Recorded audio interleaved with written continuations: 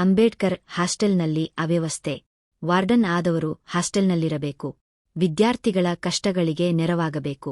ಆದರೆ ಬೀಳಗಿ ತಾಲೂಕಿನ ಕೋಲೂರ ಪುನರ್ವಸತಿ ಕೇಂದ್ರದ ಬಿ.ಆರ್. ಅಂಬೇಡ್ಕರ್ ಹಾಸ್ಟೆಲಿನಲ್ಲಿರುವ ವಾರ್ಡನ್ ಡ್ಯೂಟಿಗೆ ಚಕ್ಕರ್ ಪಗಾರಗೆ ಹಾಜರೆನ್ನುವ ಹಾಗೆ ಕೆಲಸ ಮಾಡುತ್ತಿದ್ದಾರೆ.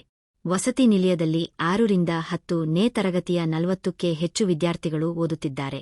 ಆದರೆ ಪ್ರತಿನಿತ್ಯ ಹಾಸ್ಟೆಲ್ ಬಾರದೆ ವಾರ್ಡನ್ ಮುಖ್ಯ ಅಡುಗೆ ಸಹಾಯಕ ವಾರಕ್ಕೆ 1-2 ಬಾರಿ ಬಂದು ಸಹಿ ಮಾಡಿ ಹೋಗುತ್ತಿದ್ದಾರೆ ಎಂಬ ಗಂಭೀರ ಆರೋಪ ಕೇಳಿಬಂದಿದೆ.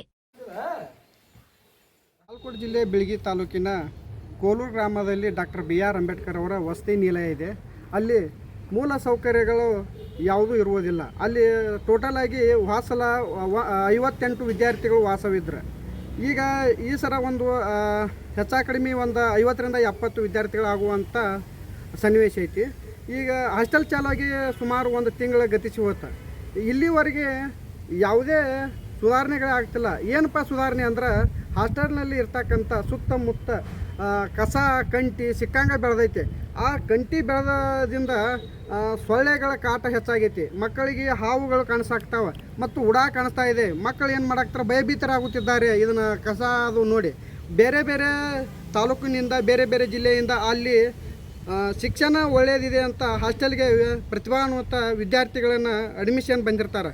ಅಂಥ ವಿದ್ಯಾರ್ಥಿಗಳಿಗೆ ಏನಾಗುತ್ತೆ, ತುಂಬ ತೊಂದರೆ ಆಗುತ್ತಿದೆ. ಮತ್ತು ಪದೇ ಪದೇ ವಾರ್ಡನ್ ಆದಂಥ ಬಸವರಾಜ್ ಸುಳದವ್ರಿಗೆ ತಿಳಿಸುತ್ತಾ ಬಂದಿದ್ದೇನೆ. ಅವರು ಆಯಿತು ಮಾಡ್ತೀವಿ ಅಂತ ಹೇಳ್ತಾ ಇದ್ದಾರೆ, ಇನ್ನೂವರೆಗೆ ಮಾಡ್ತಾ ಇಲ್ಲ. ಅಲ್ಲಿ ಹಾವು ಮತ್ತು ತಿರುಗಾಡೋದ್ರಿಂದ ಮಕ್ಕಳು ಭಯಭೀತರಾಗಿದ್ದಾರೆ. ಅಲ್ಲಿಗೆ ಈಗ ಅಲ್ಲಿ ಮಕ್ಕಳಿಗೆ ಮೂಲ ಸೌಕರ್ಯಗಳಾದಂಥ ಶೌಚಾಲಯಗಳು ಮೊದಲು ಸ್ವಚ್ಛತೆ ಆಗ್ಬೇಕು. ಆನಂತರ ಬಿಸಿನೀರಿನ ವ್ಯವಸ್ಥೆ ಆಗ್ಬೇಕು ಮಕ್ಕಳಿಗೆ. ಮತ್ತು ಸಮರ್ಪಕವಾದ ಕುಡಿಯೋ ನೀರಿನ ವ್ಯವಸ್ಥೆ ಆಗ್ಬೇಕಾರೆ.